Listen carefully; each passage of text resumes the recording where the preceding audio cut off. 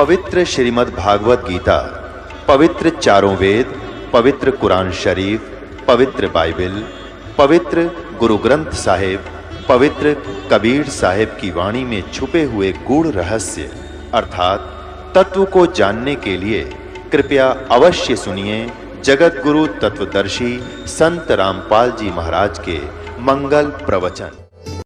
दर्शकों, जगत गुरु संत रामपाल जी महाराज के अद्भुत अलौकिक सत्संग प्रवचनों ने हिंदुस्तान में ही नहीं बल्कि विश्व में एक आध्यात्मिक ज्ञान की क्रांति ला दी है। लाखों श्रद्धालुओं ने हमें इन सत्संगों के प्रसारण के लिए बधाई पत्र भेजे हैं। इसके साथ साथ कुछ श्रद्धालुओं ने कुछ शंकाएं भी हमारे को भेजी हैं। हमने उन सब श्रद्धालुओं की शंकाओं के निवारण के लिए संत रामपाल जी महाराज से भेंट की तथा महाराज जी से उन सभी शंकाओं का निवारण जाना, जिसकी जिज्ञासा हमारे दर्शकों में बनी हुई है। तो आइए अब जानते हैं परम पूज्य जगत गुरु तत्वदर्शी संत रामपाल जी महाराज से आपकी हर शंका का समाधान। महाराज जी, गीता अध्याय 18 के श्लोक 62 में गीता ज्ञानदाता अपने से अन्य परमेश्वर की शरण में जाने को कहता है। वह परमेश्वर कौन है? पुणात्माओं, गीता अध्याय नंबर 18 के श्लोक नंबर 62 और 66 में गीता ज्ञानदाता कहता है कि अर्जुन, तू सर्वभाव से उस परमेश्वर की शरण में जा। उसकी कृपा से तो परम शांति को और सनातन परम धाम को प्राप्त होगा, उस परमेश्वर की कृपा से। और गीता अध्याय नंबर 18 के श्लोक नंबर 66 में एक वर्ज शब्द है, वर्ज। अब वर्ज माने जाना होता है। जैसे इंग्लिश वर्ड है गो, तो गो मीन जाना, और जहां गो शब्द लिखा हो कोई कहीं पर लिख रहा क्या ही इज गोइंग, उसका अर्थ कर दे वो आ रहा है तो उसमें कितने नंबर आएंगे उस विद्यार्थी का? 0। और ये हमारे धर्मगुरु 100 के 100 नंबर प्राप्त कर रहे। वर्ज माने जाना होता है, इन्होंने आना कर रखा है। तेरा गजब भैया। गीता ज्ञानदाता अपने से अन्य परमेश्वर परम अक्षर ब्रह्म की शरण में जाने को कह रहा है। महाराज जी, तत्वदर्शी संत की क्या पहचान है? कृपया प्रमाण सहित बताइए। गीता अध्याय नंबर 15 के श्लोक नंबर 1 से 4 में कहा है कि उल्टा लटका हुआ संसार रूपी वृक्ष है, और जो संत इसके सभी विभागों से परिचित है, नारे नारे भाग बता देगा, वो तत्वदर्शी संत है।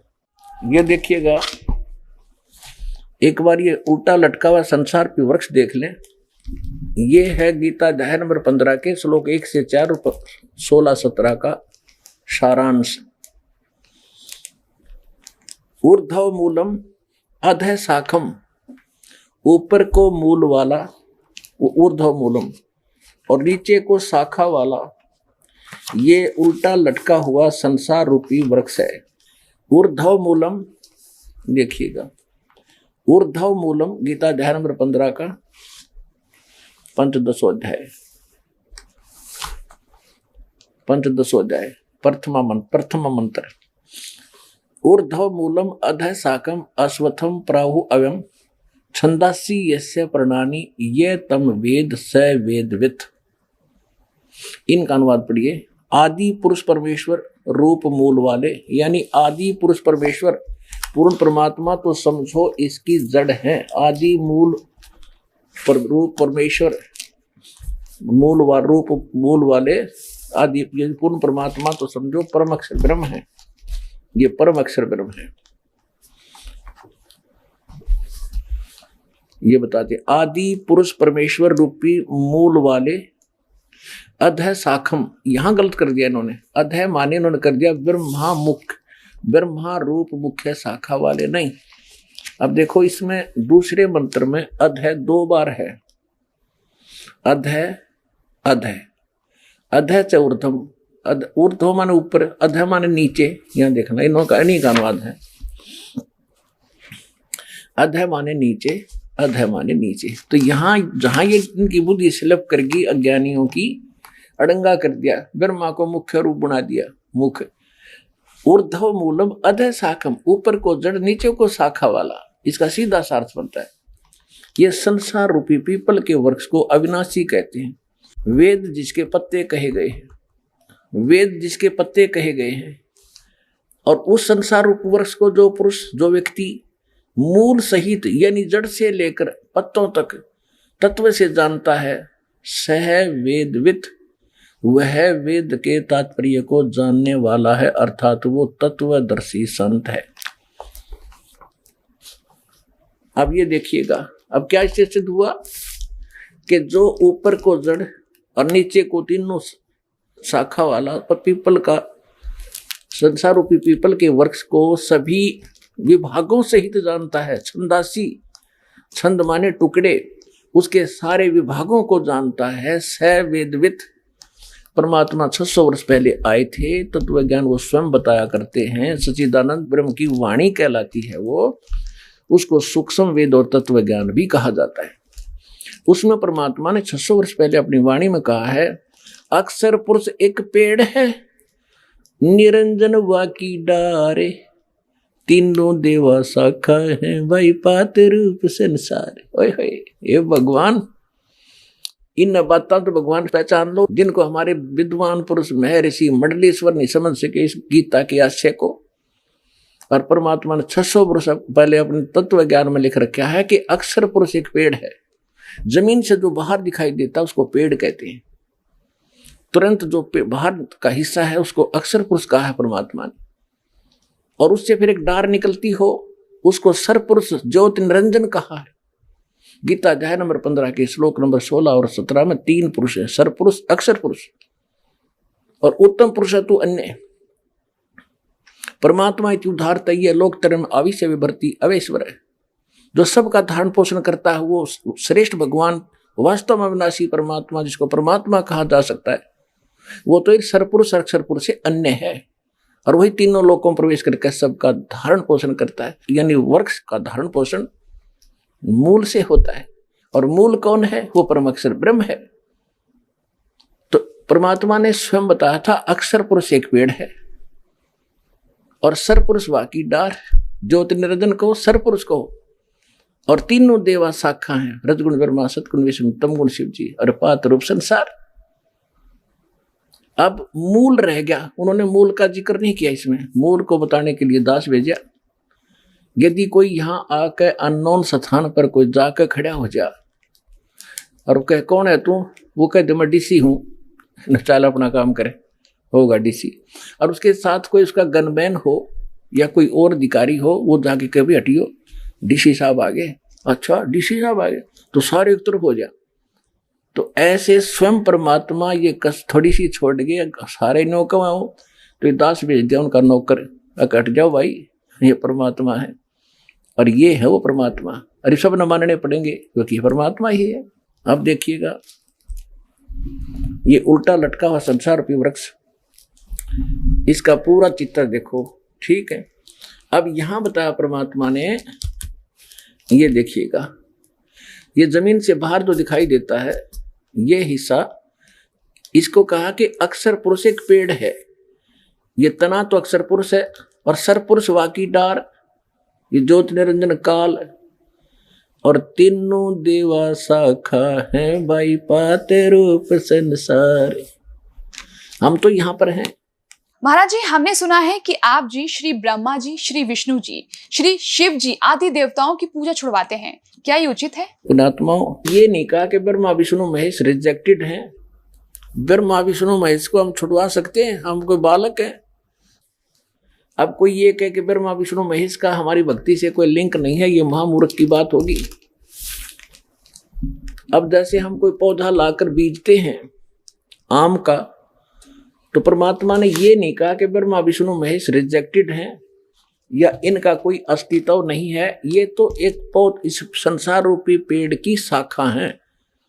अब जैसे परमात्मा ने ये बताया तुम साधना गलत कर रहे हो, तुम मूल को छोड़ के और टहनियों की तरफ से पौधा बो दिया तुमने, तुम साधना शास्त्र विरुद्ध कर रहे हैं, तुम पूजा तीनों देवताओं की कर रहे हो, ये गलत है। तुमने पूजा करनी चाहिए मूल भगवान की, मुख्य परमात्मा की, और वो शास्त्र अनुकूल आपके कर्म होंगे, फिर उनसे संस्कार बनेंगे। ब्रह्मा विष्णु महेश रूपी इस संसार रूपी वृक्ष की शाखा के पास जाएंगे, फिर उनसे आपको फल मिलेंगे। आप कैसे कर रहे थे, आपने करना कैसे चाहिए था। देखिए आप ऐसे कर रहे हैं, अब आप कोई पौधा लाए हो नर्सरी से तो उसको ऐसे बीजना चाहिए, ये प्रॉपर वे ऑफ प्लांटिंग है, ये देखिएगा, ठीक है, ये बिल्कुल सही है। ये तरीका है कि मूल जड़ को जमीन में गड्ढा खोद कर उसको गाड़ो और उसकी पूजा करो, सिंचाई करो, तो यहां से आहार चलेगा तना में, सरपुरुष में, अक्षर पुरुष में, फिर सरपुरुष डार में, और ये ब्रह्मा विष्णु महेश यहाँ पर हैं, तो ये पेड़ बनेगा, बड़ा हो गया, तो इन ब्रह्मा विष्णु महेश का फल लगेंगे आम के, इन टहनियों के। और कोई ये कहे कि इस टहनियों को काट दो, हमने इनकी जरूरत नहीं, हम तो मूल की पूजा करेंगे, तो महामूर्ख होगा वो। परमात्मा ने कहा है तीनों देवा कमल दल बसे, ये ब्रह्मा विष्णु महेश, प्रथम इनकी वंदना फिर सुन सतगुरु उपदेश। ये तीनों देवता हमारे कमलों के अंदर इनका निवास है, प्रथम इनकी वंदना या साधना प्रथम मंत्र में आपको दी है, या करनी पड़ेगी, और उसके बाद सतगुरु का उपदेश भी सुनो, इस समय मत लटके रहना, वो आगे और क्या बताएगा सतगुरु, वो सारे मंत्र विधि बताई जाएगी। तो कोई ये कहते हैं कि आपके गुरुजी तो ब्रह्मा विष्णु महेश को छुड़वाते हैं, ब्रह्मा विष्णु महेश को कैसे छुड़वाऊंगा मैं? एक पौधे की टहनी कैसे कटवा दूं? फल इन्हीं को मिलना, लेकिन मिलेगा फल तो यही देंगे क्योंकि यहाँ के प्रधान है ये, और ये देंगे फल उसको जिसका शास्त्र अनुकूल साधना होगी, उससे संस्कार बनेंगे, उन संस्कारों का वर्कडन ये देंगे। आप क्या कर रहे हो? परमात्मा ने बताया आप ऐसे कर रहे हो धर्मदास, आपने मूलतः ऊपर छोड़ दी खाली, जिसकी पूजा करनी चाहिए थी, और तुमने पूजा शुरू कर दी, ये टहनी गाड़ दी नीचे, ब्रह्मा विष्णु महेश को आपने गड्ढे में गाड़ रखा है, और इसकी से पूजा कर रहे हो। ये सारा भक्ति रूपी पौधा थारा विनाश हो गया, भक्ति रूपी पौधे का नाश कर दिया आपने। अब परमात्मा कहते ऐसे शास्त्र अनुकूल साधना कीजिए। कबीर साहब कहते एक कैसा दे सब सदे और सब साध्य सब जावे, माली सींचे मूल को फले फूले गए। अब ये एक के साध्य सारे सदेंगे और सब साध्य हैं, ये देखो सब साध्य सब जावे, कति नाश कर दिया। और माली यानी बुद्धिमान व्यक्ति जो इस प्रोसेस इसके प्रोसीजर से परिचित है, वो तो मूल न सींचेगा, इसकी पूजा करेगा, और फिर ये फल फूल अघाय यानी खूब लदपद हो जाएंगे फल इसके। तो ये है अध्यात्म ज्ञान, ये है परमात्म ज्ञान जो दास आपको बता रहा है। अब यहां गीता अध्याय नंबर 15 के श्लोक 1 से 4 का सारांश है, देखिएगा। अब गीता पुण्यात्माओं आपके ईब समझ में आएगी गीता जी का सारांश क्या है। तू अदर है, आत्मा अमर है, तू क्या लेकर आया था, अर्जुन क्यों चिंता करता है, 4 लाइन लिख देते तो गीता जी का सार खाक सार था। ये सार तो ये है जो दास आपको बताने जा रहा है। अब गीता अध्याय नंबर 1 से 4 में आपको पढ़कर सुनाते हैं, क्योंकि इस पवित्र ग्रंथ का आप बहुत आदर भी करते रहे हो, इसका अध्ययन भी किया है। ये बता क्या रहा था, हम कर क्या रहे थे, देखिएगा। 15वें अध्याय का प्रथम मंत्र, आदि पुरुष परमेश्वर मूल वाले और नीचे को शाखा वाले, ऊपर ऊर्ध्व मूलम अधः शाखम। बालक भी पढ़ देगा विष्णु अच्छी तरह, ये नडंगा कर रखे है, ये सही लिखा है। ऊपर तो आदि पुरुष परमेश्वर इन पूर्ण परमात्मा रूपी तो जड़ है, नीचे को शाखा है, तीनों गुण रूपी शाखा, यहाँ स्पष्ट होगा तीनों गुण, ये तीनों गुण रूपी शाखा है ये। और संसार रूपी वृक्ष अविनाशी कहते हैं, छंदासी जैसे प्रणानी, जो इसके पत्ते आदि छंद हैं, विभाग हैं, ये तम वेद जो उसको जानता है, अज्ञान रूप अंधकार में छुपे हुए को वेदविद, वो तत्वदर्शी संत, इसका ये अर्थ है। अब दूसरे मंत्र में क्या कहा है देखिएगा, दूसरे 15वें अध्याय का, और ये दूसरा मंत्र है। इसमें क्या कि उस संसार रूपी वृक्ष की तीनों गुण रूप, यह अनुवाद गलत किया ना, विषय पर वाला शाखा, तीनों गुण रूपी शाखा अध है माने नीचे, ऊर्ध्व माने ऊपर। ये शाखाएं हैं, ये तीनों कोपल रूपी कोपलों वाली ये 3 शाखाएं समझो, ऊपर और नीचे, सर्वत्र नहीं। ऊपर ब्रह्मलोक में देखो, पृथ्वी लोक पर गीता जी का ज्ञान बोला जा रहा था, ऊपर स्वर्गलोक है, नीचे पाताल लोक। इन तीनों पर ही इनका आधिपत्य है, ब्रह्मा जी, विष्णु जी और शिव जी का। ये देखो एक एक गुण, एक एक विभाग का ऊपर और नीचे फैली हुई है। मनुष्य लोक में कर्मा अनुबंधनी मूलानी है, कर्मों के अनुसार बांधने वाली भी ये तीनों गुण, रजगुण ब्रह्मा, सतगुण विष्णु, तम गुण शिव जी मुख्य कारण है, जड़ है इसकी। यानी ये संसार रूपी वृक्ष की जड़ नहीं, आपको कर्मानुसार यहां बांधने वाली ये मुख्य कारण है। ये आपको फंसा कर रखते हैं, पार नहीं कर सकते। आप केवल जैसा आप कर्म करोगे वैसा ही फल दे सकते हैं, इसका अर्थ ये। आगे देखो, और नीचे और ऊपर ये फैली हुई है, यहां देखिएगा। तीसरे में क्या कहा कि संसार रूप वृक्ष का, संसार वृक्ष का स्वरूप जैसा कहा है वैसा यहां विचार काल में नहीं पाया जाता, क्योंकि न इसका आदि है और न इसका अंत है, और न इसका अच्छी प्रकार की इसकी स्थिति है। इसलिए इस सुविरुद्ध मूलम जिसकी जड़ जो है वो दृढ़ है, अविनाशी पोर्शन है उस परमात्मा के ऊपर के लोक।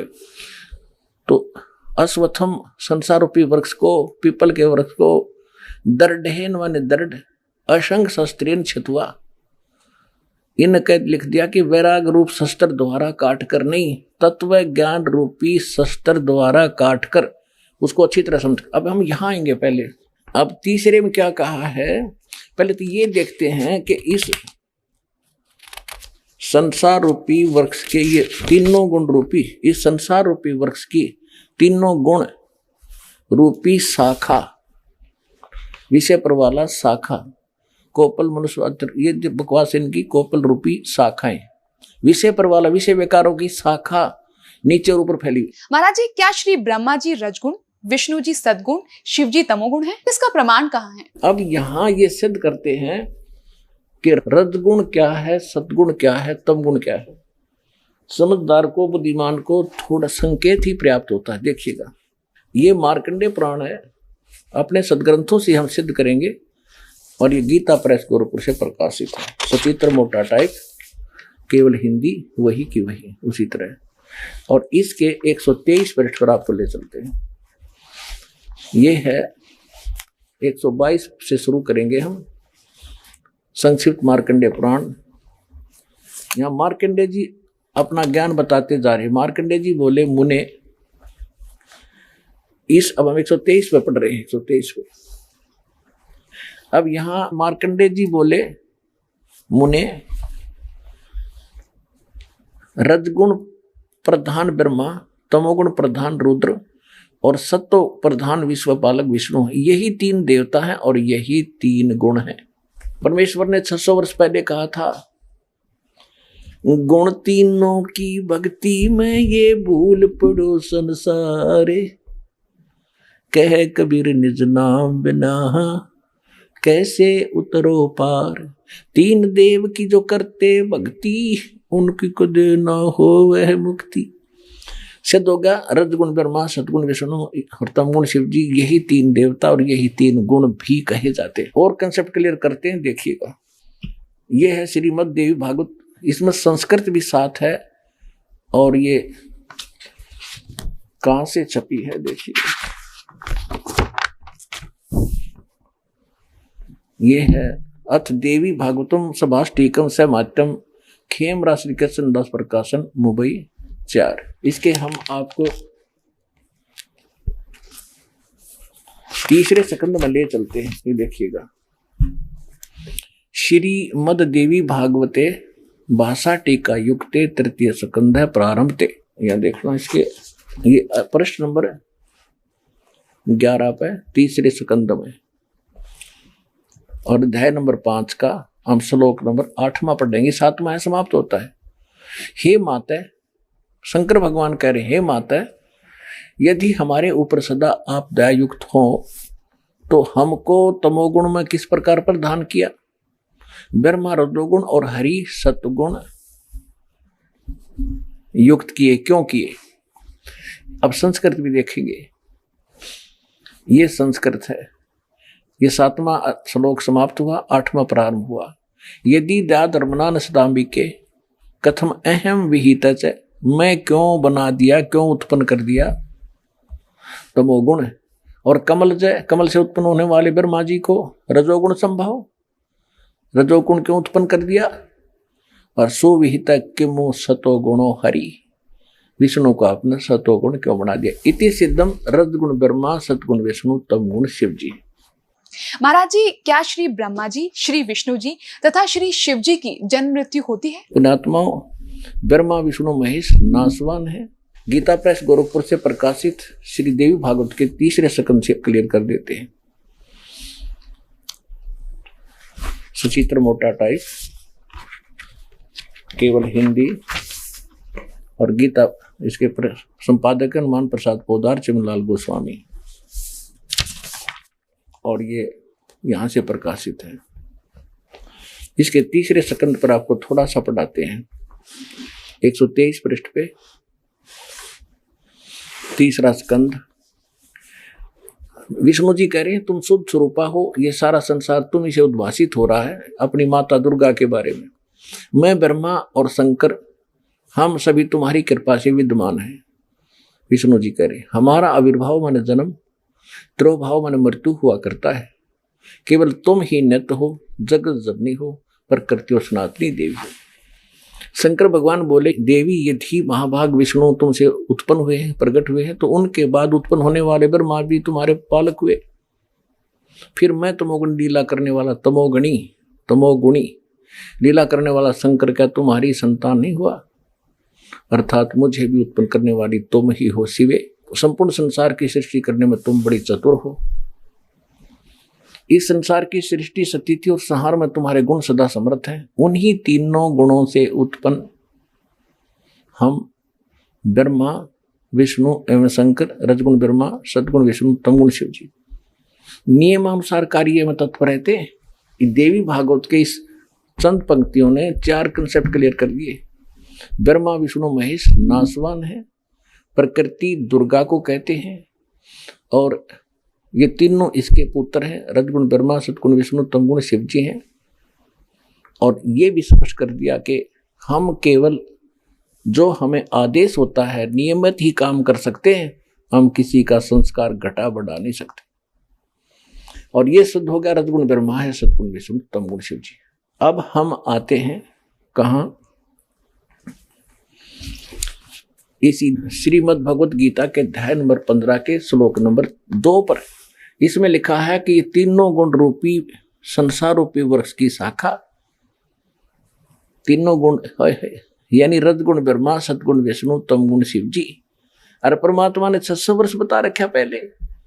अक्षर पुरुष एक पेड़ है, सरपुरुष वाकी डार, और ये तीनों देवा शाखा है पात्ररूप संसार। और ये गीता समर्थन कर रही है कोड वर्ड में। कोड वर्ड सतगुरु ही बता सकते हैं, किसी जीव के सत्र का काम नहीं। तो ये दास परमात्मा ने सतगुरु बना कर भेज रखे हैं, या परमात्मा ने बनाया था, बताया था।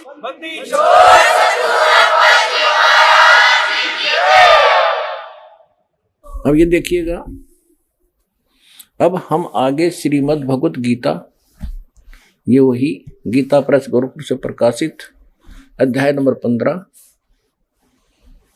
और श्लोक नंबर हमने पढ़ लिया। उर्दू मूल मध्य शाखम, ये सारा पढ़ लिया आपने, उसके पत्ते कहे गए हैं। और यहां आ गया है कि ये उस संसार रूपी वृक्ष की तीनों गुण यानी रजगुण ब्रह्मा सतगुण विष्णु तमगुण शिव जी, ये नहीं, ये गलत अनुवाद कर रखा है ना। विषय पर वाला शाखा, संस्कृत पढ़ लो, शिक्षा का यही तो लाभ है।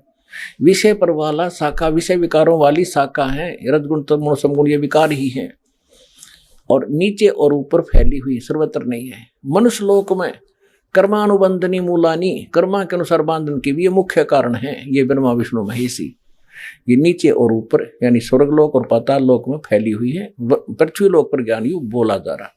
अब तीसरे में क्या कहा है कि इस वृक्ष संसार रूप वृक्ष का स्वरूप जैसा कहा है, यहां विचार काल में नहीं पाया जाता ओए होए कि इसका आदि अंत नहीं। अब गीता ज्ञानदाता स्पष्ट कर रहा है कि जो गीता का ज्ञान मैं तुझे दे रहा हूं, यहां तेरे मेरे विचार विमर्श में, तेरे मेरे डिस्कशन में मैं क्लियर नहीं बता पाऊंगा सृष्टि रचना के बारे में, यानी संसार रूपी वृक्ष के बारे में मैं नहीं जानता। वो तो चौथे अध्याय के 34वें श्लोक मैंने स्पष्ट कर दिया, इसलिए कि वो कंप्लीट ज्ञान जो तत्व ज्ञान है वो भगवान बोलता है। चौथे अध्याय के 32वें श्लोक में स्वयं बताता है, और चौथे अध्याय के 34वें श्लोक में बताया कि वो तत्व ज्ञान जो भगवान खुद आकर बोलता है उसको तत्वदर्शी संत ही बताते हैं, उनसे पूछ।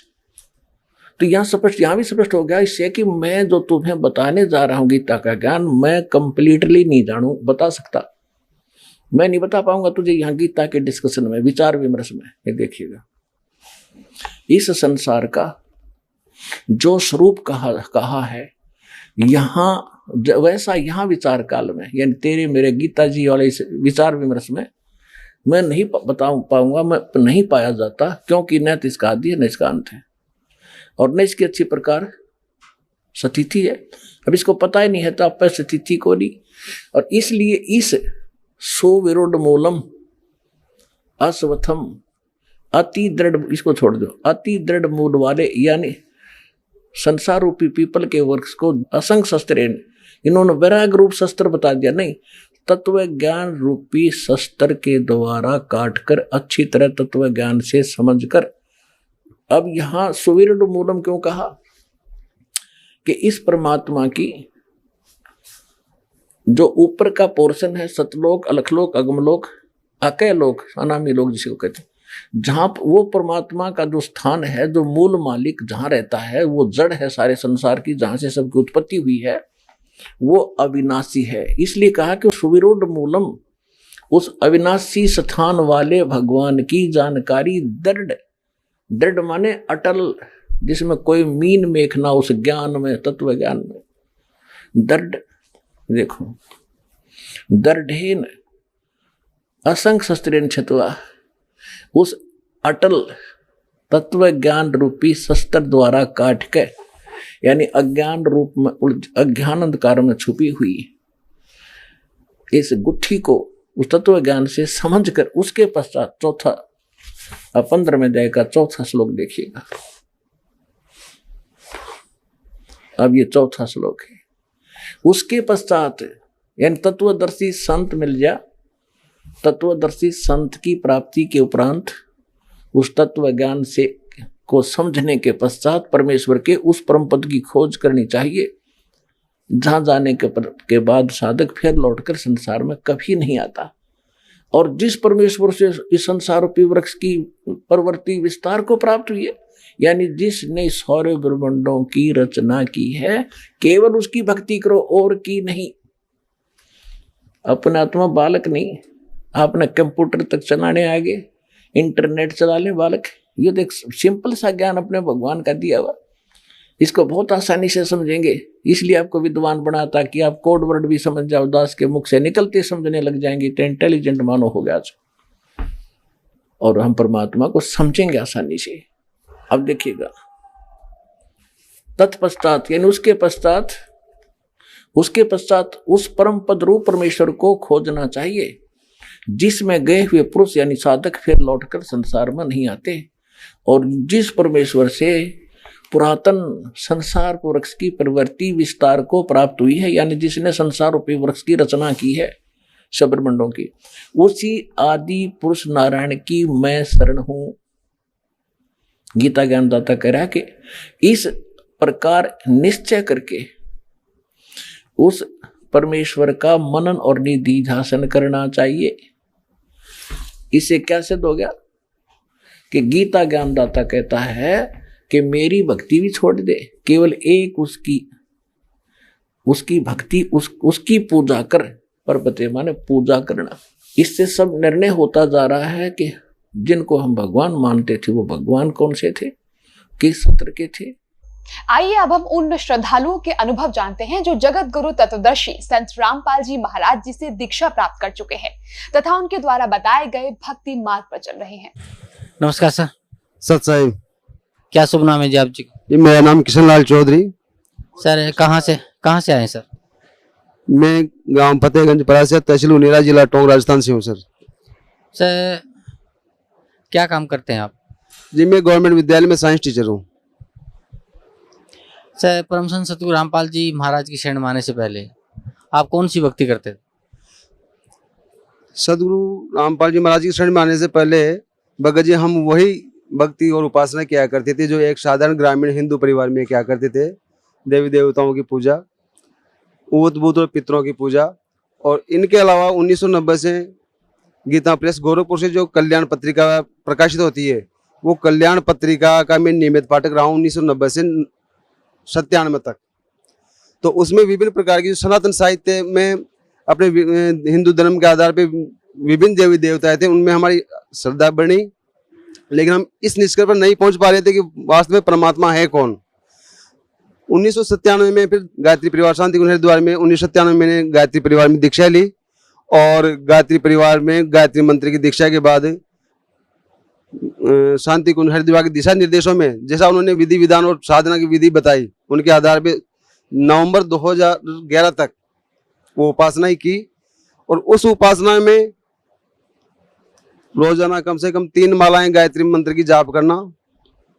इनके अलावा दोनों नवरात्रि के अंदर 24 हजार के गायत्री मंत्र के लघु अनुष्ठान का पुरस्कार करना। इनके अलावा गायत्री मंत्र का हवन, और हम विभिन्न प्रकार की गोष्ठियों आदि का आयोजन करते थे।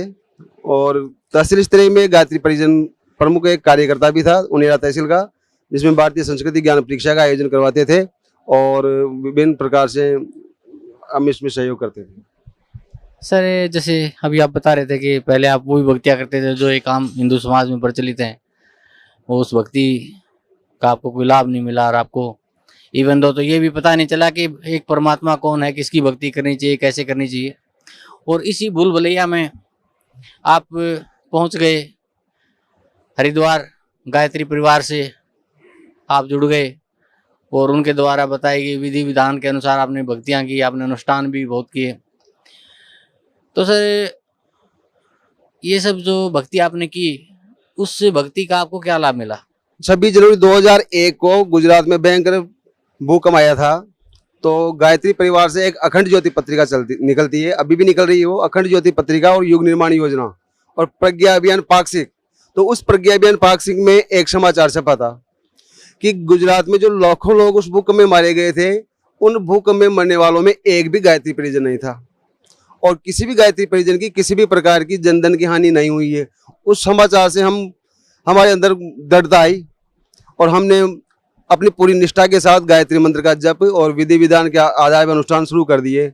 लेकिन नवंबर 2011 में पंडित श्री राम शर्मा आचार्य जी के जन्म शताब्दी समारोह के अंदर 1551 कुंडीय यज्ञ था। उस यज्ञ में जन्म शताब्दी समारोह का यज्ञ था, उसमें हमारी भागीदारी थी। मैं मेरे साथियों के साथ शांति कुंज हरिद्वार गया हुआ था और वहां पर जो यज्ञ का मेन वेदी थी, हमारे आंखों के जस्ट सामने वहां भगदड़ हुई और कम से कम 22 गायत्री परिजन मारे गए। उसके बाद में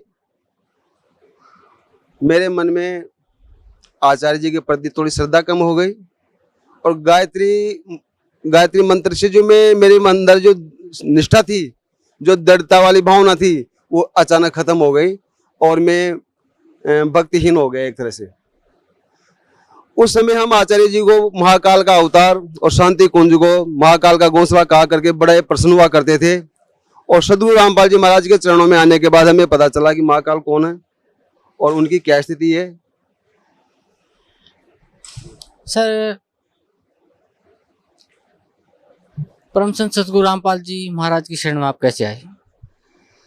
भगत जी, नवंबर 2000 के हादसे के बाद मैं बिल्कुल भक्तिहीन हो गया था, कहीं भी मेरी श्रद्धा नहीं थी।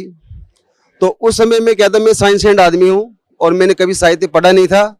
लेकिन मैंने नौकरी में आने के बाद मैंने हिंदी से एमए किया था और उस एमए हिंदी के अंदर एक पेपर, एक कवि का होता था। उसमें विद्यार्थी अपनी चॉइस के आधार पर कोई भी एक कवि चूज करता है, सूरदास हो, तुलसीदास जी हो, रहीम जी हो, कबीर जी हो, कोई भी। तो मैंने कबीर साहब का पेपर चूज किया था और वो पेपर 15 नंबर के उसमें क्वेश्चन आते थे और पास होने के उद्देश्य से पासबुक में से उनके कबीर साहब के पदों को हम पढ़ते थे और उन पदों को पढ़ के हम पास हुए। और जब नवंबर 2011 की घटना के बाद में जब कहीं भी हमारा मन नहीं लगा तो वो कबीर साहब की वो पद बार बार रह रह के मन में याद आते थे। उनका जो रहस्यात्मकता थी, आडंबरों का विरोध था, वो सारी बातें हमारे मन को बार बार प्रेरित करती थी कि क्यों ना हम कबीर साहब का कोई साहित्य पढ़ें या उनसे कहीं कोई साहित्य मिल जाए तो हम उनसे प्रेरणा लें। और इसी उधेड़बुन में, क्योंकि मैं गायत्री परिजन था और स्वाध्याय मेरे जीवन का अंग था, मैं रोजाना घंटा आधा घंटा रोज स्वाध्याय करता था, अब भी करता हूँ। तो उस हिसाब से मेरे मौसा जी के यहाँ टोंक में मैं बैठा हुआ था, घर पे कोई नहीं थे और बैठे बैठे ऐसे भक्ति सौदागर का संदेश कोई किताब पड़ी हुई थी मौसा जी के वहाँ, वो मैंने उठकर पढ़नी शुरू कर दी। और जैसे मैंने शुरुआत में मुझे रामपाल दास जी महाराज ऐसे लगे जैसे कोई कम्युनिस्ट विचारधारा रखने वाले व्यक्ति हों और ये कोई हिंदू धर्म का नाश करने पे तुले हुए हों। लेकिन जैसे जैसे मैं 3-4 पन्ने आगे पढ़े तो वहाँ पे विभिन्न संतों की जो वाणियाँ थी वो वाणियाँ मेरे मन के आर पार निकल गई। और मैंने मौसा जी से कहा कि मौसा जी मैं ये किताब ले जाना चाहता हूँ और इसको मैं पढ़ना चाहूँगा। दूसरे दिन तक मैंने वो किताब कंप्लीट कर ली और उसमें आश्रम के फ़ोन नंबर लिखे हुए थे। आश्रम के फ़ोन नंबर पे मैंने बात की और यहाँ से मुझे एक किताब निःशुल्क और प्राप्त हुई, ज्ञान गंगा नाम से। उस ज्ञान गंगा किताब को पढ़ने के बाद मेरे मन में और लगभग दोनों किताबों का मैटर एक जैसा ही था, मेरी जिज्ञासा ही और तीव्र हो गई। संयोग से क्या हुआ कि हमारे गांव से 25 किलोमीटर के लगभग एक हमारे जान पहचान वाले थे, वो यहाँ आए हुए थे और यहाँ आकर यहाँ से 2 साहित्य लेके गए थे, गहरी नजर गीता में और आध्यात्मिक ज्ञान गंगा। तो मैंने जैसे फोन पे उनसे बात की, मैंने कहा भगत जी ऐसे ऐसे करना, भगत जी शब्द हम उसमें यूज नहीं करते थे। तो कहना हाँ वहाँ की 2 साहित्य मेरे पास है। तो मैं उसी से मोटरसाइकिल लेके उनसे दोनों ग्रंथ लेके, और जब तक वो ग्रंथ पूरे नहीं हो गए मैं उनको पढ़ता रहा और पढ़ने के बाद ऐसा आनंद आया और ऐसे विचार बने कि जरूर कहीं न कहीं कुछ है तो यही है। और मैंने परमात्मा से प्रार्थना की कि अगर आप में कुछ शक्ति है तो मुझे जरूर इसका कुछ वो दें। तो पूर्णिमा की रात में, डेट तो मुझे ध्यान नहीं रहा कब कौन सी थी वो, लेकिन पूर्णिमा की रात थी। उस रात को जब तक मैंने गुरुजी की फोटो भी नहीं देखी थी, नहीं कहीं टीवी पे कोई प्रोग्राम देखा था, तो उस पूर्णिमा की रात को 12-12:30 बजे के लगभग कि चल उठ उठ उठ ऐसी आवाज आई। एक वो धुंधला सा गुरुजी का जो चेहरा था, आप सफेद सफेद बाल, गोरा गोरा सा चेहरा, वो मुझे धुंधला लगा। मैं उठ के बैठ गया। मैंने कहा ये क्या हुआ? तो मैंने सोचा भाई कहीं ये तो काल के जाल आते रहते हैं। कुछ दिनों बाद में फिर ऐसा ही हुआ। फिर मैंने सोचा कि क्यों ना हम जो मन में हमारे वो थे बातें, भाई गुरुजी हमें कुछ ऐसा करें, तो वो है ये बात। हमने उसी भगत जी से कहा भगत जी हमें वहाँ लेके चलो आप। तो भगत जी ने कहा कि ठीक है, आप जयपुर से 25 का गाड़ी जाती है जयपुर हिसार, उसमें निकल जाओ। तो मैंने कहा नहीं, मैं कभी इधर गया नहीं, आप हमारे साथ चलो। तो भगत जी हमारे साथ आए और यहाँ पे हमने नाम दीक्षा ली। नाम दीक्षा लेने के बाद मुझे पता चला और एहसास हुआ कि वास्तव में कोई मूल मंत्र थे। प्रथम मंत्र में भी हमने पता चल गया कि मूल मंत्र थे तो यही थे जो सदगुरु रामपाल दास जी महाराज ने हमें प्रदान किए हैं। सर पहले आप परंपरागत जो भक्ति करते थे और उसके बाद आप गायत्री परिवार शांति कुंज हरिद्वार से जुड़े और उन्होंने जो इस भारत वर्ष की धरा पे मैं समझता हूँ बहुत बड़ी त्रासदी आई थी 26 जनवरी 2002 को गुजरात में जो भूकंप आया था। अपने भक्तों को मिसगाइड करने के लिए उन्होंने एक मिथ्या प्रचार किया कि उस भूकंप में जहाँ लाखों लोग मारे गए थे तो गायत्री परिवार से जुड़ा किसी साधक को क्षति नहीं हुई। और अभी आप बता रहे थे कि उन्हीं के अनुष्ठान में जो उनका मेन अनुष्ठान था शांति कुंज हरिद्वार में, उसमें भगदड़ में 22 लोगों की जाने गई।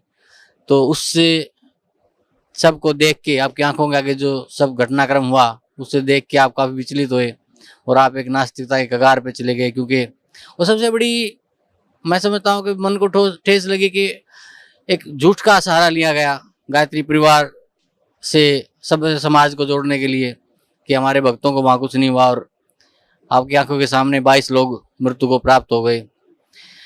उसके बाद आप नास्तिक हो गए और फिर आप परम संत सतगुरु रामपाल जी महाराज की आपके ऊपर दया हुई कि उन्होंने आपको सोते से जगाया और सतलोक आश्रम बरवाला में ला के आपको वो सतभक्ति, वो शास्त्र अनुकूल साधना दी, जिसे पाने के लिए बड़े बड़े साधक, बड़े बड़े ऋषि मुनि प्रयासरत रहते हैं, उन्हें तपस्या भी करते हैं उसके लिए, लेकिन उस ज्ञान को वो छू भी नहीं पाते, प्राप्त करने की तो बात दूर है।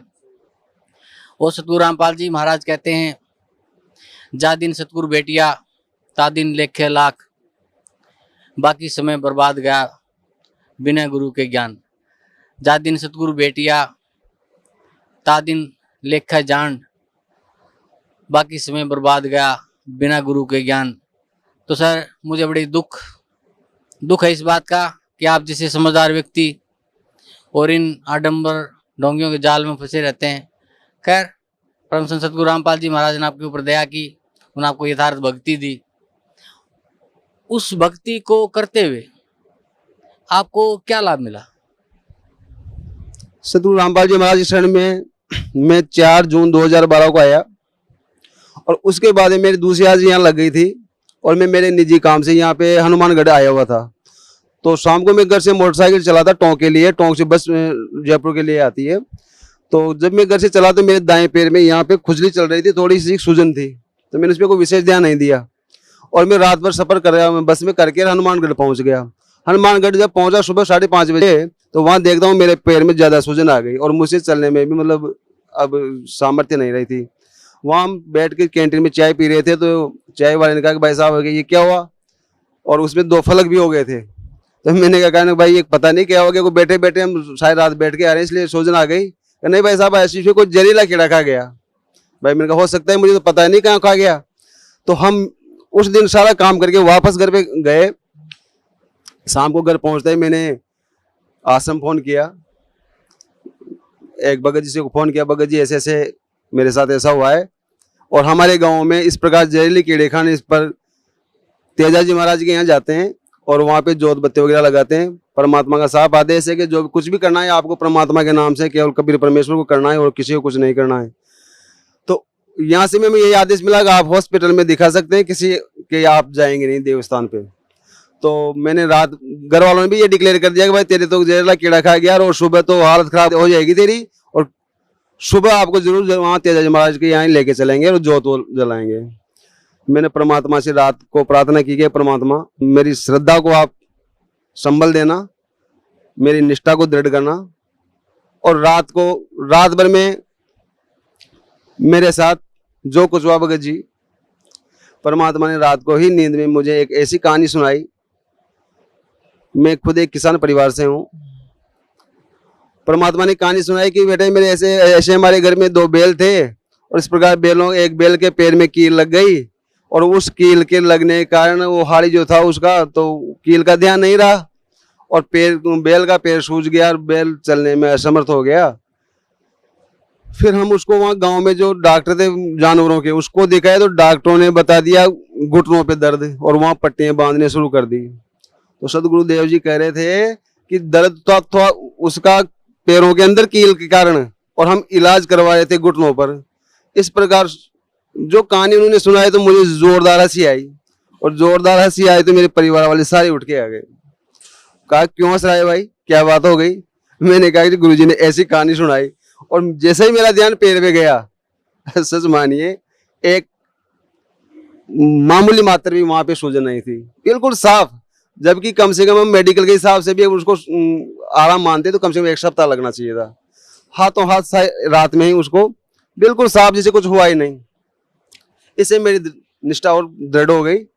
इसके अलावा ज्ञान गंगा पढ़ने के बाद भी हम यहाँ से 4G का एक कार्ड ले गए थे, तो हम परिवार वाले सारे सुनते थे बैठ के, और उस कार्ड से हमें जो अलौकिक ज्ञान प्राप्त हुआ तो हमारे घर वालों की निष्ठा भी बढ़ गई। घर वाले भी कहा हमें भी लेके चलो, ये ज्ञान तो बड़ा तगड़ा है। घर वालों को मैं जिम में बिठा के यहाँ सबको नाम दान दिला ले गया। भगत जी क्या हुआ कि जैसे ही हम गांव गए वापस, घर वाले आए थे, मेरे दोनों भाई छोटे बच्चे भी आए थे, दोनों माँ भी आई थी। हम वापस गए थे लेकिन हम एक भी ज्ञान गंगा की पुस्तक लेके नहीं जा पाए। और दूसरे तीसरे दिन हमारे घर पे 2-3 मेहमान आ जाते हैं और वो हमने पोस्टर लगा रखा था वहाँ मकान में, पूछते हैं ये कौन है क्या है। तो हमने उनसे वो सारी बात बताई। लेकिन हमारे मन में एक बात है कि काश अगर हमारे पास ज्ञान गंगा होती तो हम इनको एक ज्ञान गंगा देते और इस भक्ति मार्ग को हम और आगे बढ़वा देते हैं, इनका भी कल्याण करवाते हैं। तो हमें इस बात की गहरी निराशा हुई सारे परिवार वालों, उनको जानने के बाद हमने घर पे बात की तो सारे परिवार वालों में ऐसी बहुत निराशा हुई कि हमसे बहुत बड़ी गलती हो गई, हम वहां से एक भी ज्ञान गंगा नहीं ला पाए। भगत जी दूसरे दिन हमारे जिले के जो कोऑर्डिनेटर हैं सीताराम दास जी बागड़ी, उनका फोन आया। न तो मैं उनको जानता था, न मैं उनको जानते, न हमारे एक दूसरे के पास फोन नंबर थे। उन्होंने फोन किया कि भगत जी हम ऐसे ऐसे आश्रम से बोल रहे हैं, आपके यहाँ गाँव आना चाह रहे हैं। मैंने कहा साहब आइए, ऐसे मैंने उनको पूरा रूट बता दिया, मैं आपकी सेवा में तैयार मिलूंगा। मेरे को क्यों आ रहे साहब भगत जी आप? कहने साहब हम पुस्तक सेवा में आ रहे हैं, पुस्तकें लेके आ रहे हैं और आपके यहाँ होते हैं, वो वापस हम मालपुरा जाएंगे, 1 घंटा देंगे आपको केवल। मैंने कहा साहब आइए। सतलोक आश्रम के 7-8 सेवादार और गुरुजी की गाड़ी भी आगे पोस्टर लगा हुआ, माइक चलता हुआ जिसमें प्रवचन चल रहे थे। और वो हमारे गांव में जब मैंने देखा तो आप कल्पना नहीं कर सकते मेरे मन में कितनी श्रद्धा और निष्ठा उमड़ी।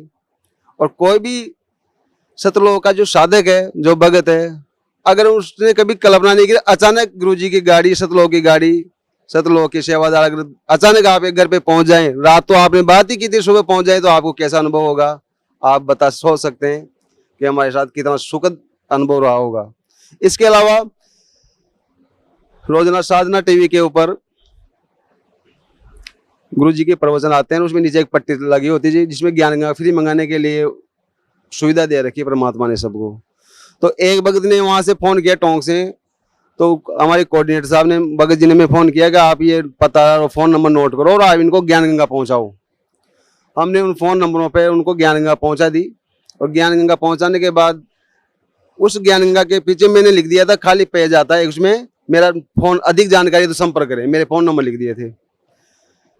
महीने 1.5 महीने बाद उन भगत जी का फोन आया कि हमारे साहब आप आइए एक बार हमसे बैठ के बात करिए। मैंने कहा साहब मैं कल परसों आ जाऊंगा। कि नहीं आप तो आज ही क्यों नहीं आ जाते? कि नहीं मैं कल संडे आपको बैठ के बात करूँगा। ठीक है। हम टोंक पहुंच गए। टोंक पहुंचने के बाद हमारे एक स्टाफ साथी और थे, उन दोनों को लेकर हम घर पहुंच गए। तो हमने उनसे चर्चा की, मैंने आपको ज्ञान समझ में आ गया? कहने साहब बिल्कुल समझ में आ गया, मैं वहाँ मधु परमन जी का ऐसे वो उनमें सत्संगों में जाता था और सारी बातें सही है। अच्छा, तो अब मैंने कहा आपको इस मार्ग में जाने के लिए सारी तो बुराइयां छोड़नी पड़ेगी, और आप अगर बीड़ी तंबाकू सिगरेट कुछ पीते हो तो इनको भी त्यागना पड़ेगा, तब आप परमात्मा के शरण में जाना, पहले अपने आप को शुद्ध कर लेना। कहने जी मैंने हमने सामने छोड़ दिया, लेकिन हमारे साथ एक अजूबा हो गया। मैंने क्या हुआ जी? कहने जी हमारी जो भगतमती उनकी जो भगतमती थी, उनके कैंसर की गांठें थी गले में, और वो टोंक में कम से कम 9 महीने से इलाज करा रहे थे। उनका मतलब ऑपरेशन तो हुआ नहीं था, लेकिन मेडिकल दवाई वो ले रहे थे। दवाई लेते लेते उनको मतलब कुछ ही फायदा नहीं हुआ। डॉक्टर ने बोल दिया कि आप जयपुर जाइए और वहां पहले इसकी जांच करवाइए, हमें लगता है कि ये कैंसर है। तो कहना जी हमने देखो वो बैग जमा लिया और सुबह जयपुर जाने की तैयारी में थे, और रात को दोनों ने परमात्मा को ये मान लिया कि परमात्मा हम आपकी शरण में हैं, कुछ भी हो जाए लेकिन इसके कैंसर नहीं आना चाहिए जांच के अंदर। तो कहना सुबह साहब हम नहा धो के जब जाने के तैयार हुए हैं और देखा तो भगतमती की गांठें गायब हो गई थी, और वो भगतमती आज भी यहाँ सत्संग में बैठी हुई है। मार साहब आप हमें वहाँ लेके चलो। मैंने कहा जी मैं आगे वाले संडे में जो आ रहा है सत्संग, वहाँ उनमें आपको लेके चलूंगा। तो वो मैंने बता दिया ऐसे जयपुर से आप गाड़ी में बैठ के निकल जाना। तो वो संडे का उन्होंने इंतजार नहीं किया, वो दूसरे दिन यहाँ आ गए, नाम दीक्षा ले गए, और आज भी वो भगत जी यहाँ पे बैठे हुए हैं। फिर मेरे फोन पे बात किया उनसे, मैंने कहा भगत जी क्या रहा? कहने साहब हम जाए वहाँ पे। तो मैंने कहा भगतमती जी तो अनपढ़ थी, सारी बातें वहाँ कैसे क्या रहा होगा वहाँ? तो कहने साहब सेवादार सब बातें। मैंने भगतमती से बात कराओ आप मेरी। भगतमती से बात किया उन्होंने, तो भगतमती ने कहा कि जी मैंने मंत्र वंत्र तो जो गुरु जी ने बुलवाए मैंने बोले, और मैं याद भी करूंगी, लेकिन मैं तो परमात्मा से ये प्रार्थना कर रही थी कि परमात्मा मैं हमेशा आपको मन में आपको याद रखूंगी। और जैसे कि ना मैं दर्शन करने गई, परमात्मा ने कहना मेरे सिर पे हाथ रखा और कम से कम 15 फीट आगे निकल गए, और 15 फीट आगे निकलने के बाद वापस लौट कर आए और फिर दोबारा हाथ रखे ये कहा कि बेटी घबराना मत, सब ठीक हो जाएगा। तो सदगुरु जी रामपाल जी महाराज की उन पर असीम कृपा है। सभी अपने भक्तों पे परमात्मा ऐसी कृपा करेंगे।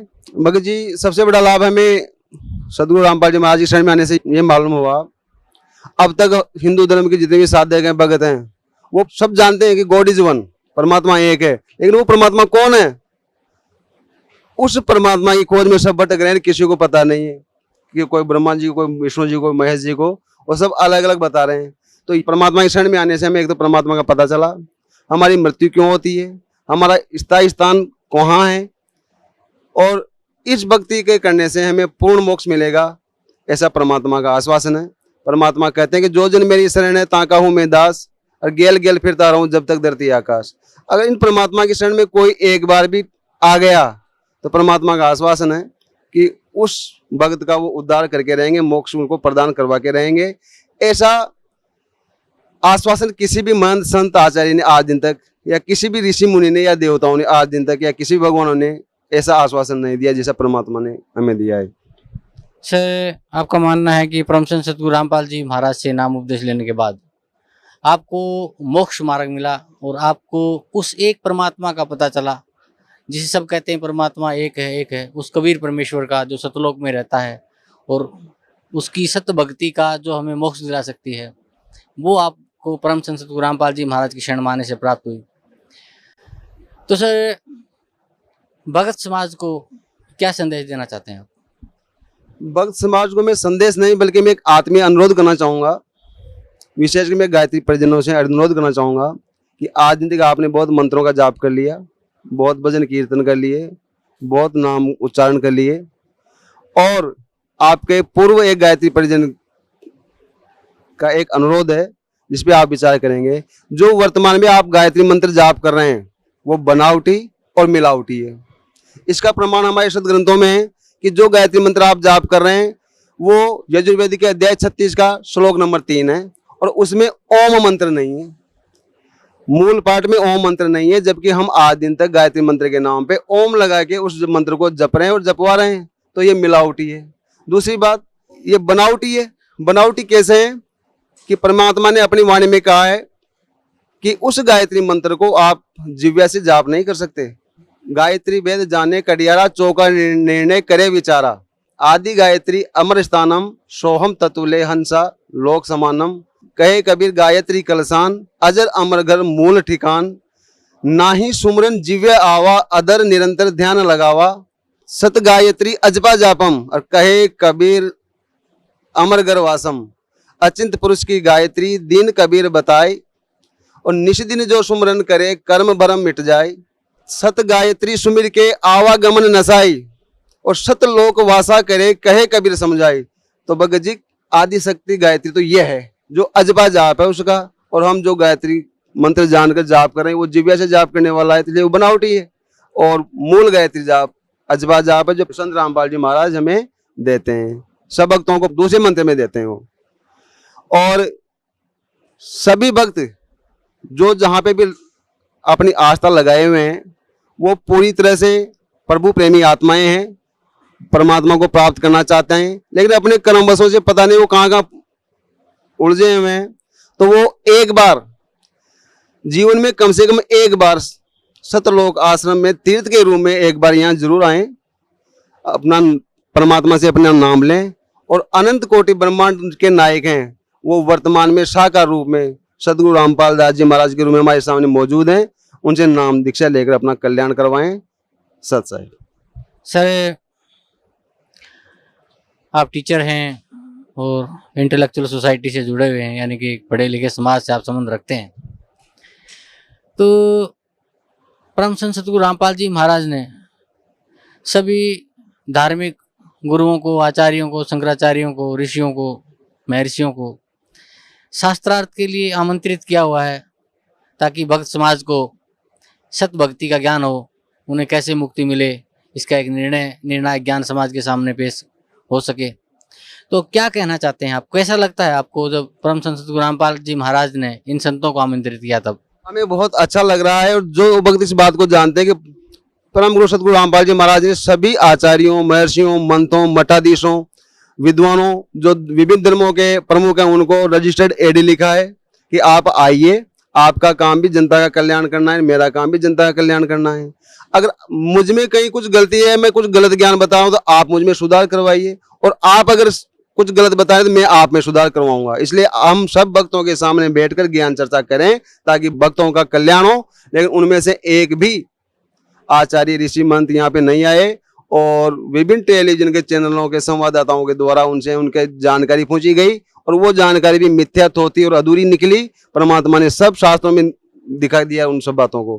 परमात्मा व्यसन मुक्त और जो जितनी बुराइयां हैं उनको छुड़ाना चाह रहे हैं। और परमात्मा की वाणी में इतना प्रभाव है कि प्रत्येक जो भक्त है वो व्यसन करना तो दूर, वो किसी को उसके लिए प्रेरित भी नहीं करता है।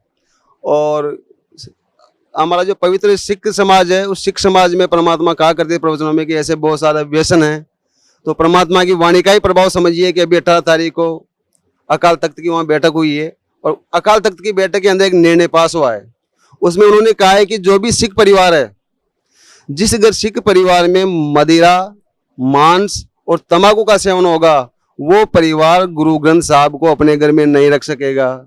तो ये मैं मानता हूँ कि सदगुरु रामपाल महाराज की वाणी का ही प्रभाव है कि सिख समाज के जो भक्त हैं उनका भी अब कल्याण होने वाला है। वो भी इन बुराइयों से दूर होंगे और परमात्मा की शरण में आएंगे।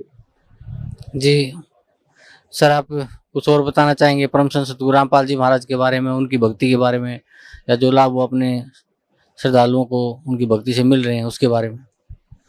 संक्षेप में मैं कहूँ तो हम सब इस समय ऐसे भाग्यशाली हैं और हम अपने भाग्य की सराहना करें कि हम इस समय प्राइम टाइम में, पीक टाइम में हमारा जन्म हुआ है। और जो श्रद्धालु यहाँ से नहीं जुड़े हुए हैं उनसे मैं विनती करूंगा कि वो परमात्मा की शरण में एक बार जरूर आएं और अपना कल्याण कराएं। बस मैं यही कहना चाहूँगा। जी धन्यवाद आपका, बहुत बहुत धन्यवाद।